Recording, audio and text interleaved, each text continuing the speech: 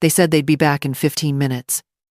6 hours later, I was still sitting outside a gas station, my car gone, my phone silent, and the desert night closing in. That was the moment I learned family can abandon you. And sometimes, that's where freedom begins. They said they'd grab coffee. That was 6 hours ago. Now the gas station lights were the only company I had. It was still warm in Redwater, Arizona, the kind of desert heat that doesn't leave you alone even after the sun has slipped behind the hills. The air felt heavy on my skin, carrying the smell of asphalt and gasoline. The Maple Junction Gas and Mart sat at the edge of a long, empty road, its flickering neon sign buzzing like an insect that had been alive too long. I sat on the low concrete curb near pump number 4, my cardigan pulled around me, though the air was still thick. Brandon Ellis, my son, and Amanda Green, my daughter-in-law, had driven off in my silver Ford Edge at around 6 in the evening. Back in a few, Brandon had said, looking everywhere, but at me. Amanda hadn't even paused, just slid into the passenger seat, already scrolling through her phone. They'd promised coffee from that little cafe 2 blocks over. I didn't even like coffee at night, but I went along with the idea because it meant time together. By 6:45, I'd bought a bottle of water and a packet of pretzels from the station. By 7:30, I'd started watching the road for our car, tracking every pair of headlights as they pulled in. By 8 o'clock, I was inventing excuses for them. Maybe they'd run into friends. Maybe they'd been caught in traffic. At 8:30, my phone died. I didn't have my charger. That's when the quiet turned from inconvenient to cold. The young man at the counter, his name tag read Rick, saw me hovering and asked if I needed anything. I asked if I could borrow his phone. He hesitated, glanced toward the manager's office, then handed it over like it was contraband. I dialed Brandon. No answer. I tried Amanda's number. It rang 4 times before the call cut off. I stood there with the receiver still against my ear, listening to the dead tone, telling myself they'd see the missed calls and call back. They didn't. I handed Rick the phone and thanked him. He shrugged like he didn't want to know more. Sitting back down on the curb, I found myself remembering how money worked in that household. I'd been paying for their groceries, their electricity bills, the repairs on their car when it was still running. Not once did either of them say thank you.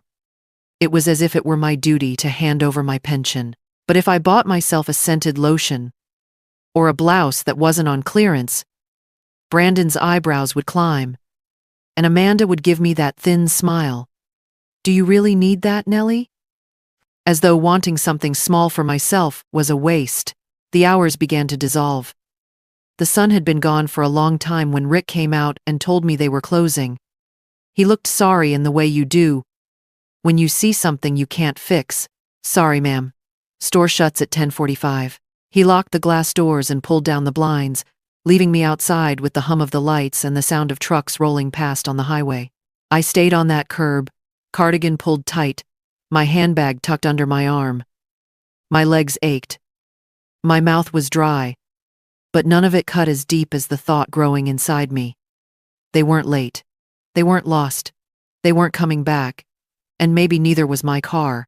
It was 12:15 when the cruiser rolled in, headlights cutting through the dark, like they were searching for something more important than me. The engine idled low as a young officer stepped out, tall and straight-backed, the kind of posture that said he was still new enough to care about how the uniform fit. His nameplate read Cole. Ma'am, you all right? I must have looked strange, sitting there on the curb outside Maple Junction Gas and Mart, cardigan wrapped tight, handbag under my arm like I thought someone might try to take it. My legs were stiff when I stood, and I could feel the grit of the asphalt under my shoes. My son and his wife left me here, I said. They drove off in my car. That was 6 hours ago. He blinked, careful not to let the doubt stay on his face for too long. Your car? My car, I repeated. Title's in my name. Insurance, too. I forced myself to keep my voice steady. I'd like to report it stolen. Saying the word felt like swallowing glass. Stolen.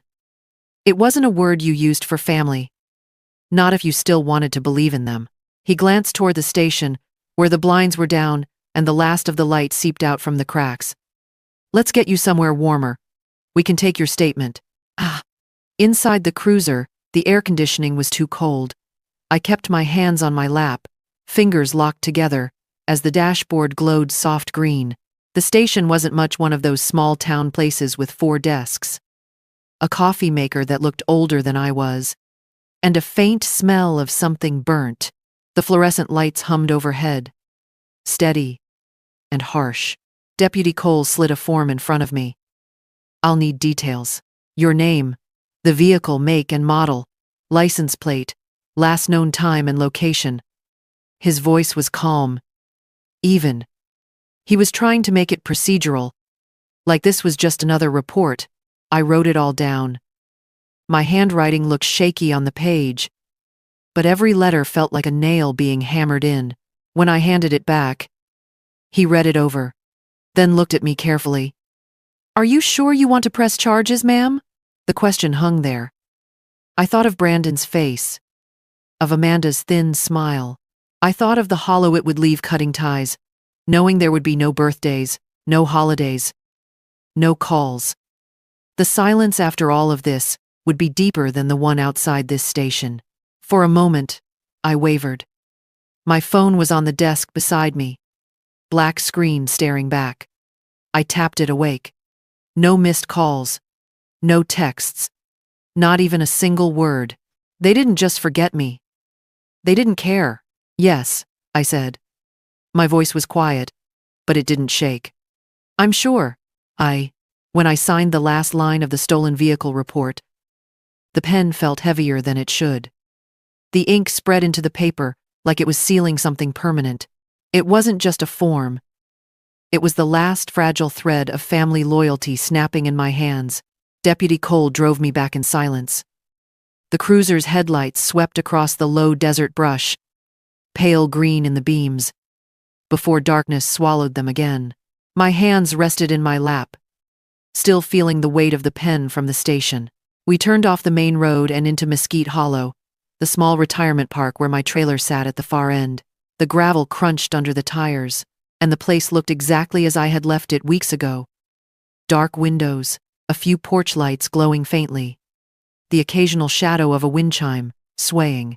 Brandon always said it was too far from town, that it was better if I stayed with him and Amanda where everything was closer. I'd believed that for a while. Let them convince me my home was inconvenient, outdated. But stepping out of the cruiser, the quiet here felt more honest than the noise I'd been living in. I unlocked the door. The air inside was stale, tinged with dust, and the faint smell of the cedar chest by the couch. I stood there for a moment, letting my eyes adjust, feeling the stillness settle around me. Nothing had been moved. The throw blanket was folded exactly the way I'd left it. The curtains hung straight, unbothered by anyone's hands. I put my bag down and sank into the armchair.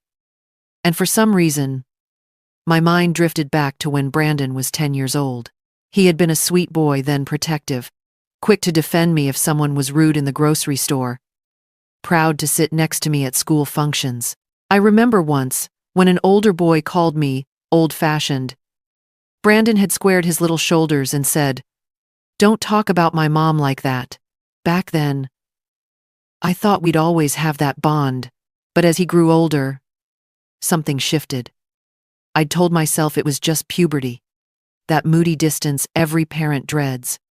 I didn't see what was really taking root: vanity, resentment. He started spending more time with kids whose parents drove new cars, lived in bigger houses. I could see the way he looked around our modest home. After coming back from their places, how his gaze lingered on the scuffed table or the old carpet. He never said it outright, but I knew. He was embarrassed, not just of the house, but of us. The trouble was, Brandon never had the means or the drive to build that kind of life for himself. He drifted between jobs, always talking about big plans that never happened. And somewhere along the way, my retirement money started to look like a shortcut to the life he thought he deserved. In his eyes, I wasn't just his mother anymore. I was a resource, a burden. I stood up and went to the small bookshelf in the corner. Behind a row of paperbacks was the old metal document box. My hands knew the combination without thinking. Inside, the title to my Ford Edge, my will, and a power of attorney I'd signed 2 years ago. Amanda had said it would make things easier for taxes. I stared at that paper for a long moment, remembering the pen in my hand, the way she'd smiled as if it were just a formality. I closed the box, but not before taking out the documents. Laying them on the table, I picked up my phone. Copper Canyon Credit Union. I dialed, got the after-hours line. "This is Nellie Watkins," I said when the beep came. "I need to revoke a power of attorney first thing tomorrow morning. Please confirm." My voice didn't shake. Not once. When I hung up, the quiet around me felt different. Less like a void, more like a starting point. By morning, the sky over Mesquite Hollow was the pale, dry blue of a sheet left too long in the sun. I had barely slept. The documents sat on the table where I'd left them, their edges catching the light like they were daring me to follow through. I showered, dressed in my beige slacks and a crisp blouse I hadn't worn in years, and pinned the small silver brooch Thomas had given me on our 20th anniversary.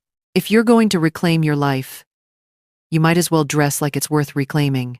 The Copper Canyon Credit Union stood on the corner of Main and Copper, all glass panels and air conditioning so cold it made my teeth ache. A young woman at the desk smiled in the polite, practiced way of someone who meets 50 people a day. Her name tag read, Claire Monroe. "Good morning, Mrs. Watkins," she said after glancing at my paperwork. "You'd like to revoke the existing power of attorney and remove Mr. Brandon Ellis from all linked accounts?" "Yes," I said. My voice was steady, though I could feel the knot in my chest. "Completely. I want full control reinstated. Every account, every signature authority gone." She nodded, tapping at her keyboard. "I'll just print the revocation forms for you. You'll need to initial each page and sign at the end." As she worked, I found my eyes drifting to the sunlight cutting sharp angles through the glass. In it, for just a moment, I saw Brandon at 10 years old. The way his hair used to fall into his eyes. The determined look he had the day a boy in his class got shoved into the mud at recess. Brandon had stepped forward, hands balled into fists, and told the other boy to back off. That was the son I had once known, brave, quick to defend someone who couldn't defend themselves. And now, here I was, sitting in a bank chair, erasing his name from my life in black ink. The contrast was almost too much to hold. Claire slid the papers toward me. "Take your time." The pen was heavy, its cold barrel resting against my fingers. Each initial felt like cutting through another rope, binding me to something that no longer deserved my loyalty. When I reached the signature line, I paused. This wasn't just banking. This was the formal acknowledgement that I no longer trusted my own son, with so much as $1 in my name. I signed. "Once I file this, Mrs. Watkins," Claire said softly, "he won't be able to access your accounts at all." "That's the idea," I replied. Outside, the sun was already climbing, the pavement shimmering like foil. Across the street, the Red Mesa Diner sat with its chrome siding and wide front windows. I crossed over, pushed the door open, and was greeted by the smell of bacon and coffee. I took a booth by the window, ordered a black coffee, and pulled a small notebook from my bag. On the first clean page, I wrote at the top, in block letters, "Everything I've let slide," and then, one by one, I began to list them. Frank Boyd had been my lawyer for 20 years. I'd first walked into his office after Thomas died, clutching a folder of papers I barely understood, hoping someone could guide me through the mess. Back then, Frank had been younger, heavier, with a full head of hair and a handshake that made you feel like you'd handed over your troubles to a man who would carry them without complaint. Now, His hair was silver and thinner, his frame leaner, but his eyes still had the same quiet steadiness. "Morning, Nellie," he said, standing as I stepped into his office. The leather chairs creaked as I sat.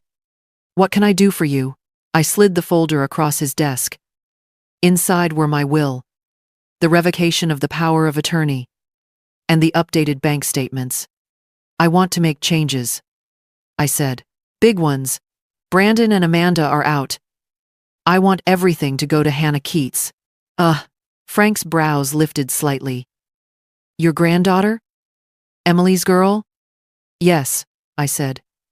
"She's the only one who's kept in touch without needing something from me." He opened the will and scanned it. "We can do that. Are you sure this is what you want?" I thought of last Christmas. The single card I'd received. Hannah's neat handwriting across the envelope. The photo of her smiling in front of the library where she worked part-time. No gift, no flourish, just a short note. "Thinking of you, Grandma. Hope we see each other soon." It had been the only card in my mailbox that week. "Yes," I said. "I'm sure." Frank nodded and began typing. The clack of his keyboard filled the room as he updated beneficiary lines and set contingencies. It took nearly 2 hours, interrupted only by him asking questions in that precise, careful way lawyers have. "Do you want this to include personal effects? Any exceptions?" My answers were short, clear. When it was done, he turned the papers toward me. "Sign here, here, and here." The pen felt lighter than the one at the bank, but the weight of the act was heavier. Each signature was another stitch closing a wound I hadn't wanted to admit was bleeding. "Done," I said, sliding the documents back to him. "Then it's done," Frank confirmed, stacking the pages neatly. Back home, the afternoon light was slanting across the kitchen table when I saw a padded envelope in the mailbox. No return address. Inside was my spare car key and a single sticky note. 2 words in Brandon's handwriting. We panicked. "No, I'm sorry." No explanation. Just panic when they realized I wasn't going to roll over. I set the key on the counter and left it there. The next morning, the knock came early. I opened the door to find Amanda standing on my porch. Hair immaculate. Perfume faint, but expensive. She didn't wait to be invited in. "Nellie," she began, voice clipped. "We need to talk. You're still his mother." I looked at her. At the practiced expression meant to smooth over anything unpleasant. "That used to be true," I said. Her lips parted like she wanted to argue, but I stepped back and closed the door before she could. The latch clicked, a small sound, but final. It felt like locking away more than just the morning. It felt like locking away the past. The lot at Sunset Ridge RV sales smelled faintly of dust and engine oil. Rows of motorhomes sat in neat lines, their windshields catching the morning light, each one promising some version of escape. I walked between them slowly, running my hand along the cool metal, sighing as though I could feel their histories through my fingertips. Ben Carter spotted me from his small office near the front, mid-40s, sunburned cheeks, a baseball cap pulled low, and the kind of easy smile that comes from working with his hands more than with paperwork. "Morning," he said, stepping out to meet me. "Looking for something in particular?" "Yes," I told him. "Something reliable, unpretentious. I'm not looking for luxury, just something that won't fall apart in the rain." He chuckled. "I've got just the thing." He led me past a row of shiny new models to a beige 2008 Winnebago parked near the fence. From the outside, it was forgettable, no sleek chrome accents, no gleaming decals, but the moment I stepped inside, I felt something loosen in my chest. The cabinets were solid wood, the counters worn smooth by years of use. It smelled faintly of soap and old coffee, not mildew. "She's been well kept," Ben said. "Single owner, no accidents, engine's in good shape." I nodded. "I'll take it." He blinked, as if expecting me to ask for time to think. "You want to put a deposit down today?" "I want to put it down now," I replied. The paperwork was straightforward. My name went on every line, no joint owners, no secondary signatories. When it was done, Ben handed me a small keyring with a plastic tag. Welcome to the road, Mrs. Watkins. Back home, the house felt different. Not smaller, exactly, just less necessary. I began to pack with deliberate care. Photo albums with worn leather covers, the green keepsake box from the top shelf, clothes folded into neat stacks. The silver bird brooch went into a small case, along with Thomas's coffee mug and my thermos. I didn't take everything, just what mattered enough to carry. In the afternoon, I drove to Trail and Timber Outfitters, a camping store tucked between an auto repair shop and a feed store. The air inside was cool, scented faintly with canvas and cedar. A young sales clerk approached, dark braid over her shoulder, sharp eyes, and the kind of steady confidence that comes from living outdoors. What kind of camping are you planning? She asked. Alone, I said. In a motorhome. I'll be traveling. Her smile widened, almost with respect. That's a free life. Difficult, but wonderful. She walked me through the essentials. Sleeping gear that could handle cold nights. A compact cookware set. A sturdy lantern. I let her lead, trusting her knowledge, knowing that every item was another small brick in the road I was building for myself. When I left, the sun was dipping low. The bags in my hands light, but full of promise. For the first time in weeks, anticipation outweighed the weight of the past. The first morning I set out in the Winnebago, the desert air felt like it was carrying me forward, dry, clean, and endless.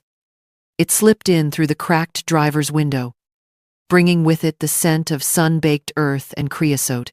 The road stretched ahead in a long silver ribbon, curling into horizons I'd never bothered to chase before.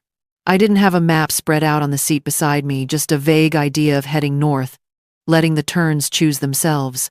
By late afternoon, I found a campground tucked behind a line of low hills. The ground was hard-packed but level, and the sky above was an open canvas of deepening blue.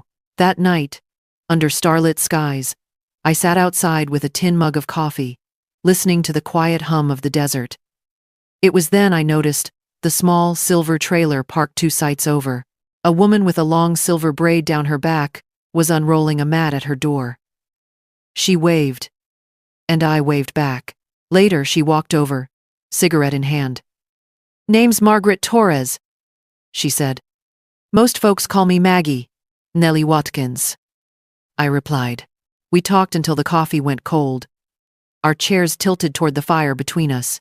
She'd been on the road for 4 years, she told me, after her grown children decided she was too frail to live alone and tried to put her in an assisted living facility. They meant well, she said.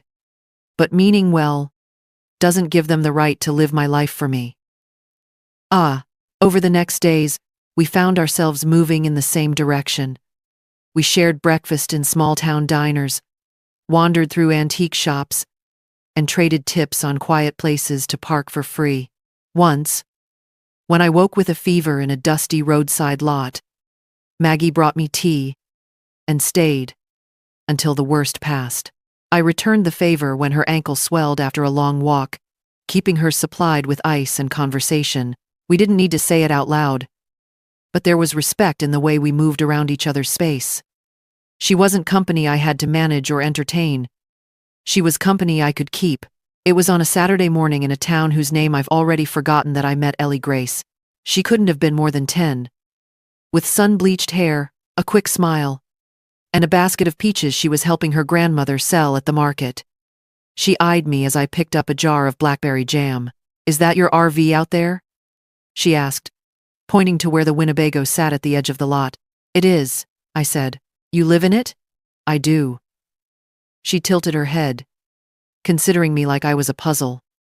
Most people are boring. You're not. I laughed, though it caught me by surprise. Thank you. Ellie Grace. That evening, back at the campsite, I pulled out my journal. On the first page of a fresh section, I wrote, Day 1 freedom tastes like quiet. The phone buzzed against the small counter in the Winnebago.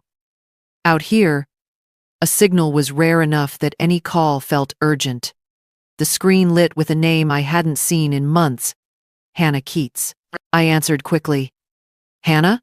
Her voice was soft but sure. Grandma, I overheard something. Dad and Amanda were talking about you. They sounded panicked. I thought I should call. I leaned against the counter, feeling the road hum beneath my feet, even though I was parked. They returned my spare key. I said. That's all the panic amounted to. I don't think that's all, Hannah said. But it doesn't matter. What matters is, can I see you? Soon? I hesitated only long enough to glance at my map. Where are you? She told me, and it turned out I was only a few hours away. By the next afternoon, I was parking near the small college town she called home. The streets were lined with brick buildings and old trees, their branches hanging low over the sidewalks. We met at a cafe with fogged windows and the smell of cinnamon drifting through the door. Hannah waved from a corner table, a small paper bag in front of her. She stood as I approached, and for a moment, I saw her at 8 years old, running toward me at the park. But now she was tall, poised, her smile tinged with something wiser. We sat. I reached into my bag and pulled out a small velvet pouch. Inside was the silver bird necklace Thomas had given me years ago. I'd worn it so often it felt like a piece of my own skin. For you, I said, sliding it across. Her eyes widened. Grandma, no arguments, I said. She handed me the paper bag. Inside was a thermos, deep green, sturdy. For your travels, she said. Keeps coffee hot for 12 hours. Or tea. We talked for over an hour. About school, her job at the library, the friends she'd made. Then she leaned forward. Serious. I know they've hurt you, but you don't owe them anything just because they're family. You owe yourself something too. Her words landed heavier than she knew. I wrapped my hands around the new thermos, letting the warmth from her gesture sink into me. When we finally hugged goodbye, it wasn't with the ache of leaving, it was with the quiet promise of meeting again. Somewhere down the road, I sat in the driver's seat of the Winnebago, phone in my hand, thumb hovering over Brandon's name. I'd told myself this call was for closure, a chance to forgive him, to say goodbye without bitterness. But even before he answered, a small voice inside me whispered that I already knew how it would end. He picked up on the third ring. Mom. His voice was warm in the way a salesman's might be when he's about to pitch. I've been meaning to call you. About that night. It wasn't what you think. I'd just lost a big business deal. I was in a bad mood. I acted rashly. I let the silence sit between us. Look, he continued. Why don't you move back in? We can forget all this. And maybe we can talk about the will again. I mean, no point making decisions you'll regret. It was there, in that casual slide from forgive me to give me, that the last piece of my hope collapsed. He wasn't sorry, not for leaving me at that gas station, not for the months of quiet resentment before it. He was sorry only that his access to my life and my money had been cut off. I took a breath. Brandon, you don't deserve my love. My voice didn't crack. And I'm done pretending you do. He started to speak, but I hung up before his words could snake their way in. My hand shook, but not from regret. From the strange lightness that comes when you put down something you've carried for too long. That evening, I drove west until the land opened up into a bluff overlooking the desert. The sky was molten gold, streaked with rose and violet. I parked, turned off the engine, and listened to the tick of cooling metal. The journal lay open on the passenger seat. I picked up my pen and wrote, There is no age where you stop deserving to be whole. If you're wondering whether to start the engine, it's time. I underlined the last 2 words, closed the journal, and watched the sun drop below the horizon. When the first star appeared, I started the Winnebago. The road waited, and this time, I wasn't leaving anyone behind. I was taking myself forward. I've learned that love, even for our own children, cannot be blind to the truth. There comes a time when holding on to someone who disrespects you is far lonelier than letting them go. I spent years putting others' comfort ahead of my dignity, convincing myself that patience and sacrifice would earn me care in return. It didn't. What I've come to understand is that self-worth is not selfish, it's survival. We deserve, at any age, to live free from manipulation and to choose relationships that nurture us instead of drain us. If you've been wondering whether it's too late to change your life, it isn't. You are never too old to reclaim your peace. If this story touched you, please subscribe to our channel, like this video, and share it with someone who needs to hear it.